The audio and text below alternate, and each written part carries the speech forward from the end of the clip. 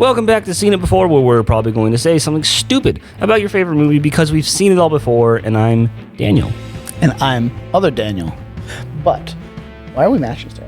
We are? We're like it matches you more on the camera itself. Like in real life, you're like more maroon. I'm like faded. I don't know. My grandmother got me this sweater, and it's actually like a good present for once. Yeah. So like, I'm gonna wear it. All right. Well, speaking of red, we are watching The Shining in space today. You like that? By that time, like anybody watches this, that meme's gonna be so dead. I know. It's probably already dead. It's been dead for a while. Yeah. That was like the thing for the cabin trip, just like that Tim Curry video over. So bad. Anyway, yeah, Event Horizon is the movie this week, and we got a guest today. Joe's back. Sup, dudes? Sup, dudes? What was that? Sup, dudes? Sup, my dudes? Yeah, also, I understood their reference because I played that video game. Good. Tim Curry in that scene was amazing because he, like, literally started laughing at like, space! Like, literally paused for a second, like... Trying not to break. Yes. Fantastic stuff. I know this isn't your first time being on the set. No. But I think this might be the first episode anyone's seeing of you because we had like a little bit of a snafu when we did The Shining a while ago. Yeah. My mic wasn't recorded, so that's why I'm wearing headphones now, just to make sure that everything's working and everything. But we recorded like an hour and a half. Oh yeah, that was last gone. time. That's right. We got to the end, we're like, we didn't record the audio. Motherfucker. So no, The Shining in space. Yeah. Close enough. That was not in plan. Joe and I had this movie like... I had suggested it like maybe like 2 seasons ago. Yeah. We just kind of finally brought it back around. It also works in conjunction with our movie club for Halloween month, where we're talking about it the same week that this releases. Oh, you doubled up? Oh, we doubled up. Oh, man. We did it with I did it with 10 Cloverfield Lane a few weeks ago, and then we did it with this one as well. It just works out nicely. Double up for Halloween at least. Halloween. It worked. Well, this movie's a trip. Yeah, we're about to talk about this trip of movies, so let's get to it.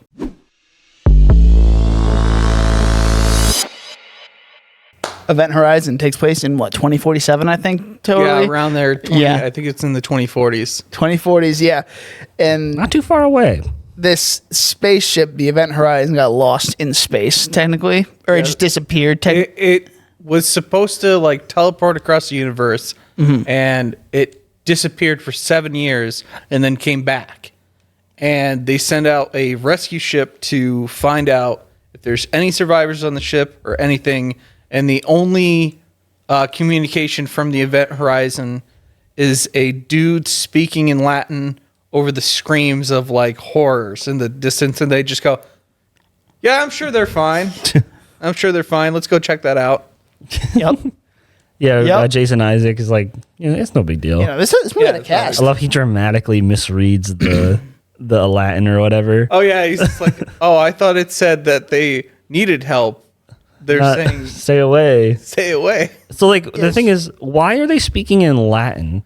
It's like the weird captain of that ship, the Event Horizon, is like a philosopher, I guess. So he speaks in Latin, like right before he like goes to the portal. He's like, that whole scene is very Star Trek, where they're like, "And engage." Yeah, and then everything goes wrong. It's like I'm supposed to like, I'm dying a hero's death. I need to like make this dramatic and stuff. And then I was actually reading about how this was originally pitched to the movie studio compared to what they got as a final product. Yeah. And apparently they pitched this movie like horror Star Trek in space. I think it was The Shining in space. I think it was literally kind of like that too. Well, yeah, but it's pretty good. They pitched it like more Star Trek than like horror. Okay. And they totally were like, "Oh, that sounds great for us." And then they watched the first rough cut of the film, which they were like, "Oh my God, you need to cut like half of this out. We're not putting this in." There's like a 2-hour cut where it's just the goriest thing. Yeah, they originally got, even after the rough cut, they edited it down and then put in the film to be graded, and it came back NC-17. Oh, damn. And they had to cut out 37 minutes of time because apparently it was just the most like for 1997. Yeah. When this movie came out, not okay.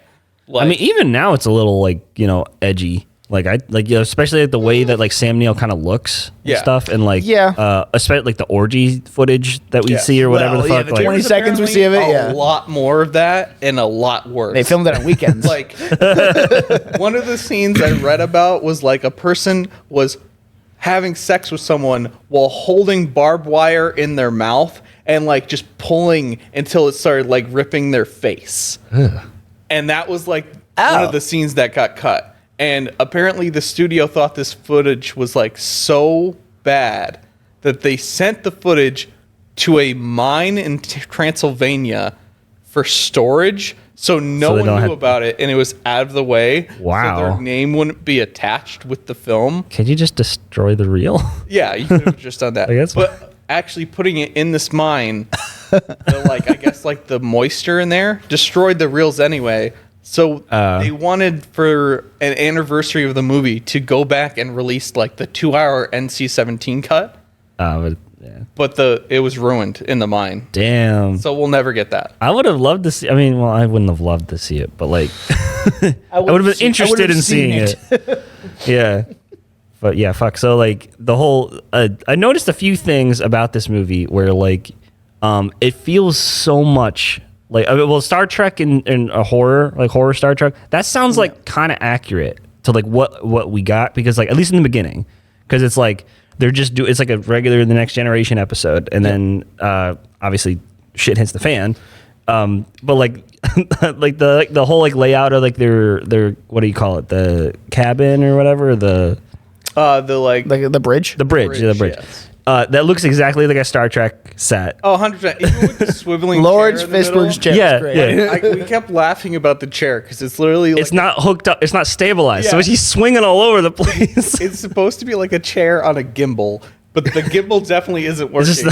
So like he tries to turn it, and it's like almost like he's turning it like off cam with his feet by pushing it to the floor, and it's like slowly like shaking while turning. And he's just like, yes, I am the captain. I'm going this way now, apparently.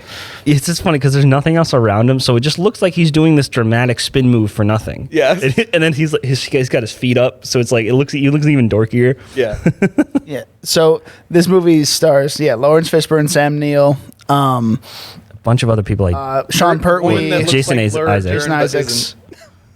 And then one who looks like Laura Dern but isn't. Oh yeah, well I looked it up. So much like Laura Dern. I thought wait, hold on. Are you talking about the young girl who survives, or like the one who survives, the blonde? Yeah, the one that survives. I thought the mom, or like the stepmom or whatever. Yeah, Mama Bear. Oh my god. That's so weird. That's weird that they call that one kid the baby bear. I tried to look up that character's name, but they were only calling her Mama Bear. So I'm like, I think it's Peters. No, what's her It's Peters. Yeah. But they're like, what's her actual name? We tried to look up who the actress was to see what else she had been in. Yeah. Like while we were watching the movie, we just kept being like, it's Mama Bear. No, it's not Mama Bear. What's her name? I kept never say it for a long time. I thought she was for a second. She looked to me like a mix between like Allison Hannigan and what's her Holly from The Office. I can see that. Oh, so I thought she was. Ryan? Yeah. I thought it was. I'm like, oh fuck, she did it. But she's just like, she hasn't been in much afterwards. No. So She was in like 2 films. Yeah. She's a bummer. Yeah. But yeah, no, like pretty good cast for 1997, and not really like the biggest budget movie. Like these are probably the most expensive people on the that you could have actually cast in this movie. Well, what, this is 4 years after Jurassic Park. So Sam Neill probably went down a little Lawrence bit. Fishburne, It was like Fishburne, 3 years before The Matrix. Yeah, 3 years, and 3 years before Harry Potter. And this was 10 years after Larry Fishburne's his first role in Nightmare on Elm Street 3. He plays an orderly, which like I was like, they advertised that movie because he blew up obviously with The Matrix. Yeah. And then so like when they re-released the movie, they have him front and center on the poster, and I'm like, wait, Lawrence Fishburne's in this? And then he goes by Larry Fishburne. So like a lot of people still call him Larry. He's just like, that's not my name. I'm Lawrence. And then but like he's like only in the movie for like 2 minutes. Huh. And he gets like cut on the arm by Kristen, and like that's it. He's like, interesting. Yeah.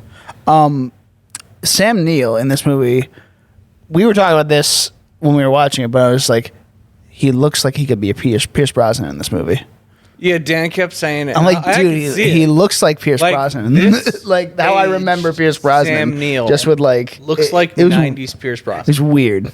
How don't- we both remember in our mind. I don't see that at all. But I that see. seems like a We Mike. both saw it. That seems like a Mike thinking that Kenny looks like Dave Portnoy thing. Like it's like maybe in my head, but then you see it and like no. No, for sure. If I saw it, I'd be like, oh yeah, never mind. But like how I remember him in my head is how. Maybe in the I don't brighter know. lighting. See, I never watched too many Pierce Brosnan movies. I don't think because I never saw. You're a nerd. I've never seen literally any of his James Bond movies. He's my James Bond though. Yeah, I haven't seen them. Like he's my James. Daniel Craig is mine. Well, I know. Someone blew my mind the other day when they said that he's been James Bond the longest, and I was like, no. Yeah, I think almost 20 years. Yeah, 20 years. He's the longest James Bond. Well, no, it was like 15, but yeah, because 2020 was the last time. But jeez, like it's crazy to think that. So back to Event Horizon here. So they get to the Event Horizon, and then they start having these hallucinations and everything, kind of very Shining-esque.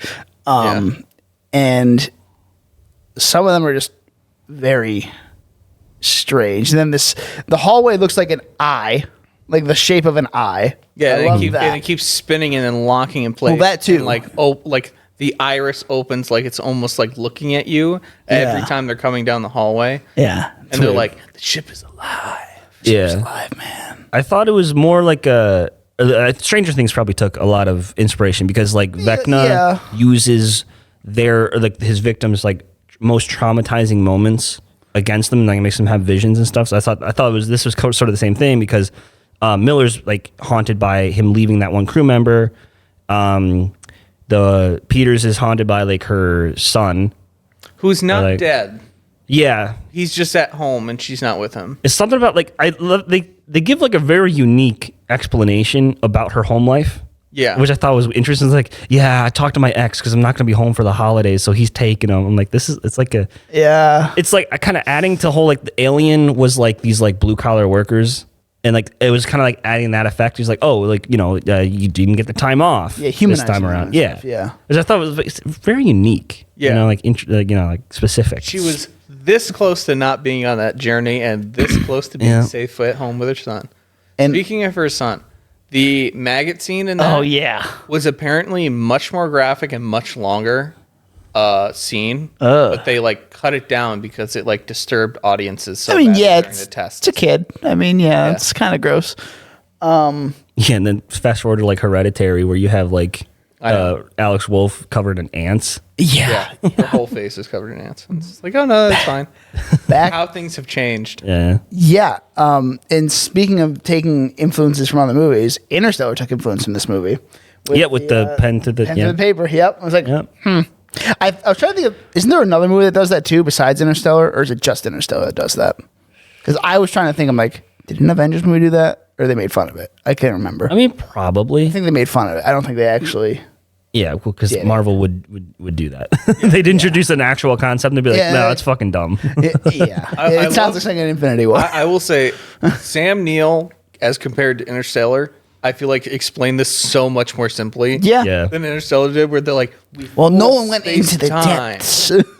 To have 2 points touch at the same exact point. And then you go through the points. And then you go through that thinnest point. And somehow you end up in hell. Literally. So, so they end up in a different dimension as we find out. So, like, I mean, there's probably no explanation for this, but like, how do they calculate point A and point B? You know what I mean? So they have point A because that's where they are, and they're like, let's just go somewhere, and then they just don't know where that is. And wherever it leads them. So is point B the second dimension, or did they go to point B and then like they went another trip? Okay, so he explains this very briefly because he keeps saying through the whole movie that between point A and point B there's nothing. Right. He keeps saying that it's impossible for there to be something between point A and point B. But like towards the end of the movie, they finally admit, okay, so we might have underestimated the fact that there could be something. My calculations. And they're like, and then he's just like, when he becomes like evil cut up face mode, he's just like, yeah, there was a dimension between point A and point B. It's like that's where the black hole leads. and he's just like, and we're gonna take you there. Jeez. Like when he gets into the cut up face. Oh mode. God, yeah. So there are 3 main points about this that I want to talk about. The production design is fucking fantastic. The sets look really good, all that stuff. The lighting, especially the tunnel scene, oh my God, that must have been a bitch and a half to create. It looked so good. Yeah. I was actually kind of We surprised. kept talking about, and I forgot to look it up to see if it won any awards for like lighting. I'm on it. But like the lighting in this movie was fantastic. The way they used dramatic lighting in this movie was amazing. Like the scene where they're like facing off in the tunnel, and Sam Neill and Lawrence Fishburne, and they're about to have like their confrontation, and then the lights start like turning off and like secession coming towards them. Oh, so good. The way that they have this spinning tunnel, it reminds me almost like if you went to like fairgrounds and you're going through like the spinning tunnel that you have to walk through. It looks like that, but they just put like made it look like a meat grinder. Yeah, they made it look like a meat grinder, and it is just like you have to pass through this meat grinder, and like the way that it spins and the light comes through and just hits the character's face in like the perfect way as they're like walking down like the hallway. It's just a beautiful scene. Yeah, and they had to shoot this in like segments because they were all getting dizzy and they can't walk forward. So like they had to like shoot like little bits at a time as they were going. They couldn't shoot like a full walkthrough. Like they made it once in the whole movie. It's like, oh, that must have been a bitch. Yes, I know in Nightmare on Elm Street, like the first one where they did the Tina death, they're spinning the room. They had to like take like a day or 2 off because she got so motion sick. Yeah, that, like she didn't know where she was. Yeah, I'm happy I've never been there. Yeah. God. But yeah, like I really like the design of the core, whatever. Yeah, yeah, that too. More set designs that looked so good. I'm surprised that wasn't the poster. Like that would be a good like poster image. You know. Well, I agree with you. Like the posters and the things I've seen for this film, like we talked about it briefly, that the design of the spaceship is like a penis. It's very odd. We said it was like a mix between like a tractor trailer truck, a school bus, and then like some kind of science fiction-y bullshit. Oh yeah, like something Miss Frizzle would use. Yeah, in space. it was like, okay, like why though? I'm just wondering why the lifeboat is so far away. Like there's such a long hallway. There's such a long hallway. I guess to like escape the explosion, like if it explodes or the implosion from the ship itself. But like, yeah, I thought that too. Yeah, where it's like you have a ridiculous amount of steps to escape. Like if something went wrong in the moment and you had like seconds to get onto a lifeboat, well, you just didn't make it. I'm sorry, you didn't make it. Screwed. That's what ended up happening to Miller. Yeah. Well. So like I was confused as to what they meant by the. So I didn't know that their ship that they show up on is called the Lewis and Clark. We're exploring, guys. Get it? Oh, God, so bad. Which didn't make sense to me because they're a rescue vessel. Yeah. So they wouldn't be. I feel like they should have switched names.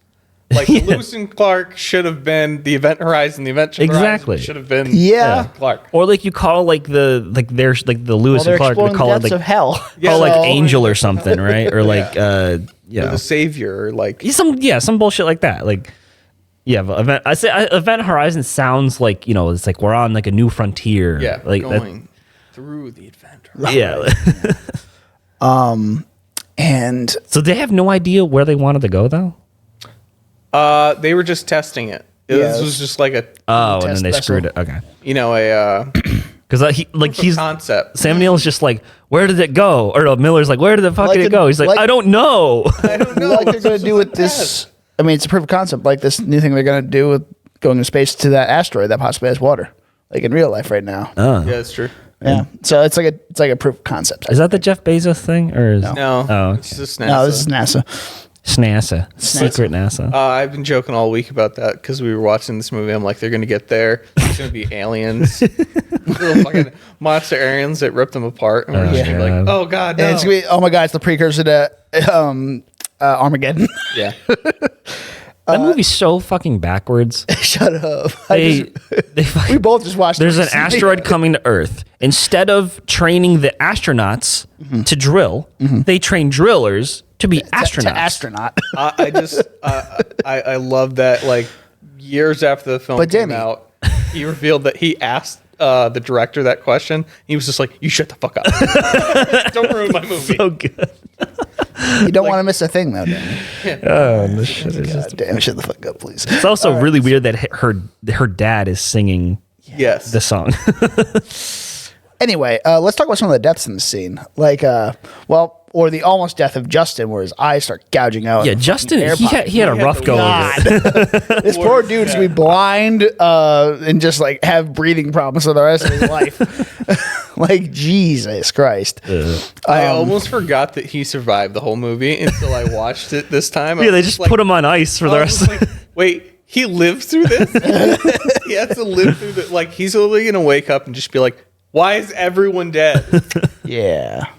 Like, literally, he has it the worst. Well, I don't know. I thought for sure. Jason Isaacs got split the fuck open, so I don't know. Yeah, he got literally like blood eagled.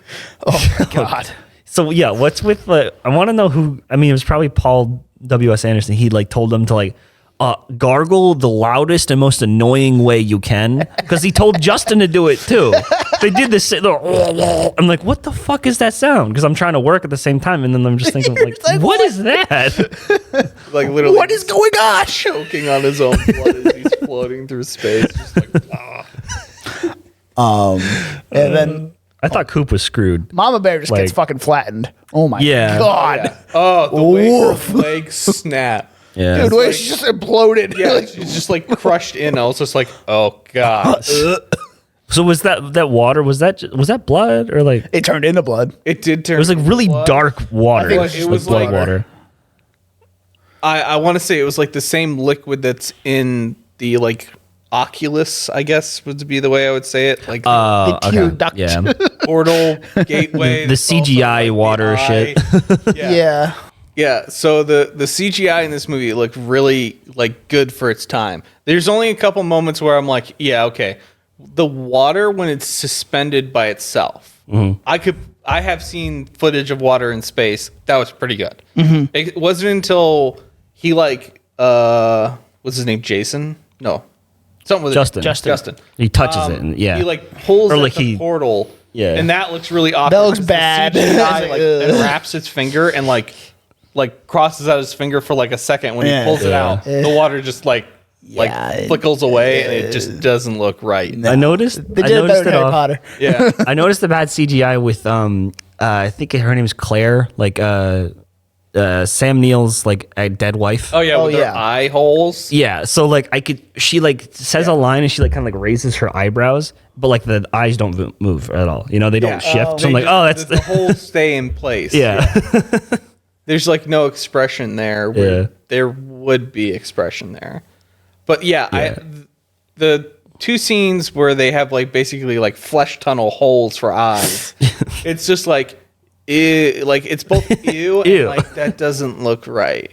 Yeah, I mean, you know. So that's why they just had Sam Neill close his eyes for the last 20 minutes. Yeah. Apparently, like, no, I won't look at it. Apparently, they used most of their visual effects budget on one shot, and it was the shot at the very beginning where they're like, Sam Neill looks out into space and then it like zooms out really far. Like that one shot took like a third of the film's visual effects budget. I feel bad because I don't really remember it. Yeah. Hey, like, wow, I don't remember that scene you're describing. But I mean, I saw it. The rest of the visual effects in the movie were really good. Yeah. But like 1997, that shit must have cost like a fortune. Well, because they literally invented, I think they invented like CGI, the concept for Jurassic Park. Yes. And then I think, when did The Abyss come out? Was it like 95? Maybe. Something like that, where they had the weird water monster face thing. Yeah, so they invented the water effects for that. And then they used it again one more time. I'm not sure if this was ILM or not, but you know, it looks the same. Yeah. And then also in 97, I think Titanic, where they all the water was CGI, or the environment was. Yeah. So it looked pretty good then. No, it still looks pretty good today. Other than like the people, like Especially on one shot where like you can see the captain on the deck. And he looks like a rubber man. Yeah. So this movie cost $60 million to make. For 97, that's a lot. It's a lot. That's probably like double that. That's probably like 120 million nowadays. But yeah, it only made $26 million. I can see why. Worldwide. Yeah. Well, I remember this is a cult classic now, but I do remember when it came out, like it was a failure. Yeah. Yeah. I mean, if you put Paul W.S. Anderson's name next to basically any film since then, too, they're all mostly all failures. Nice try, like that's what. Yeah, that's what you say about. Most this movie looks good though. Like there's nothing wrong with it. I will say this is probably his best effort. Yeah. To make a good movie. I mean, I like some of the Resident Evil films, definitely not the later ones. Yeah, no. But like some of the beginning ones, I love them. They're like some of my favorite movies. I will watch them on a random Saturday just for fun. But like that being said, if you were like, oh, what's his best movie? I would probably be like, I guess it's this. I guess, yeah. Like if I had to pick one, it's still a really good movie, but it's. I think it's the only problem is especially because when I want to talk about the ending, like I think it just got cut to shreds with what the original concept was. Yeah, like it was supposed to be 2 hours and 10 minutes, and it's an hour and 37. Like they cut out so much. Yeah, like there's a lot of like loose threads with B plots and other shit, and like like I didn't like. It's really subtle, I guess, but like I didn't exactly get that like the guy Sam Neill's wife like murdered, like she like why did she commit suicide, and like she got Sam Neilled in the end. Yes. She basically was the Sam Neill of that shit, probably. What? Well, I mean... Wait, hold on. She was on the ship? She was on the Event Horizon before? No. Oh, she wasn't? No, she was not. Oh. Yeah, no, I thought it was like she was like back on Earth or whatever. She was back on Earth. This is a flashback and the ship's haunting him. Right. Yeah. I get it now. Okay. I get it now. Okay. Yeah, so like I would have liked to see like if they took more time with this, I would have liked to see like I guess the backstory for that, and like is he a shitty person, or are these like they're like underlying like character traits that make him more susceptible to being the Cenobite looking motherfucker. Yeah, and he turns really quickly too. It's just like you feel like he's got like one or two visions, and all of a sudden he's like insane. Yeah, he's just that probably has something to do with the pacing, but face. Yeah. And then why is Sam Neill the only one who's like super affected, and then everybody else like Miller's like perfectly fine. He just still gets haunted, but it's not he's not like losing his mind. Well, some people are easier or like more susceptible to it, I guess. Just like weaker mind kind of thing. Yeah, that's what I figured. But yeah, I would have liked the concept was definitely cut down a little bit, especially because it didn't even become, or it became something that it wasn't originally pitched. Yes. But yeah, the ending though. Yeah. Aside from like they get away and everything. And then like they said like what 72 days later or whatever. Yeah, it's like 75 days roughly. through space. And you have this last jump scare, which I feel like this just had to be like a reshoot Attack on ending. That like they're like, oh, we need something to leave him with, because like I think the movie ends when she's like when the one girl, I forgot her name, it's like saying like as the ship's blown up, it's like Miller, and like it fades to black. I'm like, that's where it should have ended. Then you have this weird epilogue. That's where it would have ended in the 80s. Like this jump scare like thing. I love it though. It's so well done. It's so good. Just the slide of like the helmet. Hi. Because it's a nightmare. Like, get it? Yeah. And like her screams, like though at the end of that too, when they're trying to like calm her down, are like almost horrifying. Yeah. She's freaking out. She's like, and like people are touching her, and she's like, "Don't touch me!" And it's just like, that person's gonna have problems. Yeah, she really gave her all in that one scene. But the best part is that like, Cooper's audio is so clearly ADR'd. Oh yes, and then the fact that it's just like. He's like yelling, it's like we're safe. Calm the fuck down, we're safe. And then it cuts to black and it's over. Honestly, like Cooper's character through the whole movie, dude, he's so funny. He's very funny. Like we were losing it when he's like, I gotta blow my tank, and he blows his tank, and then he just I'm coming, motherfucker. He's just Supermaning through space. So good. I'm like, that's like a 1 in a million shot. I love it. And then Lawrence Fishburne's fucking hilarious in this too. Oh, I know. Where he's just like, it's like a tomb, And then what was he said, like right when he like he figures out some like shit's going, like even just slightly wrong, it's like, I'm off this ship, fuck this ship. Fuck this shit, man. Yeah. We're gonna blow it the fuck up. I love watching films like this one. Before Lawrence got really Film. famous. I love how you said film. I like watching Film. I would not know if I call this film. Well, anyway, I love watching films with him in it. Yeah. Before he got really famous. Yeah. Because like I feel like after The Matrix, he mostly became Lawrence Fishburne. He became typecast. He plays that guy. Yeah. And in this film, I don't know, he just expresses different than he does now. I feel like he's acting more. Yeah. Like, especially in the John Wick movies, his only character trait is, I got a big dick. Like, Yeah. He's the king. I'm He's the Bowery King. Yeah. He's just like You want to step to the king? he's just a presence now. Yeah. Where in this movie he is acting. He's also in Ant-Man and the Wasp, which is a weird I forgot movie he to be was in that. Yeah. Yeah. Good. I mean, Not and then good. the only other movie I can think of him He was Perry White in where Man he's of Steel. not playing that guy Yeah. is Predators. Where Oh. he's Predators? the Oh, worst yeah. character in the movie. Wait, so he's on like the planet with them? Yes. Or whatever? Oh, fuck. Well, that movie tried to convince me that Adrien Brody was an action star. Yeah, that was an attempt that wasn't there. He's not Didn't that go- guy. Who's Didn't get a those. good You're not that guy, man. action guy? Oh, that guy. the pianist. Yeah, the That's what I think of first. I love the pianist, but yes, Yeah, I that's- wouldn't he's watch not- that movie and be like, that guy. Yeah. He's the next big action star. And then I think the same year he got. You wouldn't have thought that of Chris Pratt though either. Yeah. When he was in Parks and Yeah, I Rec. guess you're right. Yeah. Well, we saw a little bit in Zero Dark 30. Like he had a bit part that was- where he was like sort of a military guy. But that was like right before Guardians. as Yeah, well. yeah. Guardians So, like that was 2012. threw him in the Guardians was atmosphere. 2014. So I mean, Yeah. Yeah. But yeah, I think They whenever used the Marvel superhero method made him fucking superhero body, and they were like, Yeah. we got him.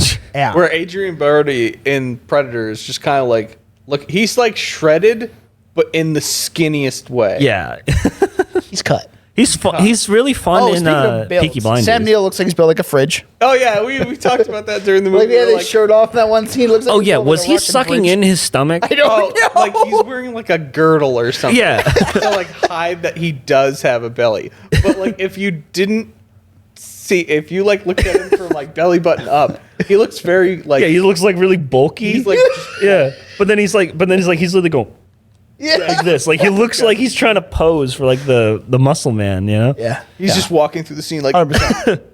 And then Coop's just like looking at him, he's like, what the fuck, man? Hey, Doc. All right. Anything else on this movie, guys? Yeah, not really. No. Any other body horror fun. Yeah. Always the best kind of fun. Half the comments on Letterboxd were just being like Cenobites in space, Cenobites in space, and like didn't like they actually Space. the Hellraiser franchise actually went to space at one point, right? I think so. I don't know. God. I haven't seen all of them. There are, I'm being like, honest.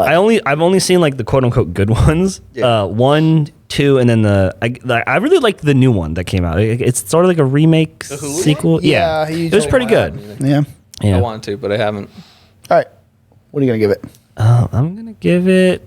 I don't think it's a great movie. I'm like it's 3 stars, like 70. Yeah. 70. Yeah. Okay. I'm gonna give it. I'll go. I'm gonna give it. It's definitely probably in the 3-star range as well for me, but I'm gonna probably give it a 77. So, do you want like that kind of score? Or do you want like a? 70, like a percentage. I'd give it like a 75. I think it's a really good space horror film when there's not that many good space horror films. It definitely surprised me again with the lighting and the set design, and It's a the beautiful practical movie. effects looked really good. So I mean, like, Yeah. I don't know what I expected, but I guess I just didn't expect it to look as good as it did. Yeah. So yeah, Yeah. I mean, great movie, great horror elements. Really some iconic shots. that Yeah. Mostly of the Stan. meat grinder, baby. Meat grinder. The fucking the face full of like razor blades. Him at the end with like the blood tattoos, Yeah, and then- Cenobite style. It Coop is- coming in Coop like coming Superman. in like Superman. There's just some shots in this movie that are like, that's great. Good shit. Good shit. Well, we're Seen It Before. You can find us on Instagram and TikTok with the handle @SeenItBeforecast. That's SCENE It Beforecast, and on Twitter with the handle SIB_pod. I'm Dan. I'm Danny. You can find me on Instagram at Danny_Was. My letterbox and serialize at DJ Was or my YouTube channel, which is just Danny Was. I also just realized I shouldn't be saying Twitter anymore. I should be saying X. Yeah, I'm still going to say Twitter. Yeah. Yeah. That's a stupid PR move. Joe, do you want to? Yeah. You can find me on Instagram. I think it's J Garcia 12816 at Instagram. At Instagram? Yeah. All right, cool. Well, we are going to be back next week with the next Scorsese film. Oh, right. Killers of the Flower Moon. Killers of the Flower Moon. Yeah. We'll hopefully have Cameron on. We're not sure if we're going to have him yet, but 3 hours and 27 minutes of Scorsese. It's going to be a long night for me because I'm watching it right after I get out of work, and I have to leave an hour early for work just to see this movie. And I may or may not have ditched him on that. So 3 hours, man. He's seen it in an IMAX. Is it an IMAX movie? Like, I don't think it would be. I think it's going to be. I think it's going to Usually be. most of his films are. Well, like this one's at least more of a war movie. It's going to have the big it's a punches. war movie? Oh, no. Well, I mean, there's going to be war type stuff in it with the Native Americans and... I thought it was just going to be like a Romeo and Juliet thing with Native Americans. I don't think so. Okay. But, I mean, at least that's what Cameron keeps saying. So, Yeah. I'm going to hold Cameron to it. We can always... we can just go yell at ream him. him out next week. Yeah. All right. Well, anyway, it's been an honor as usual. We'll see you next time.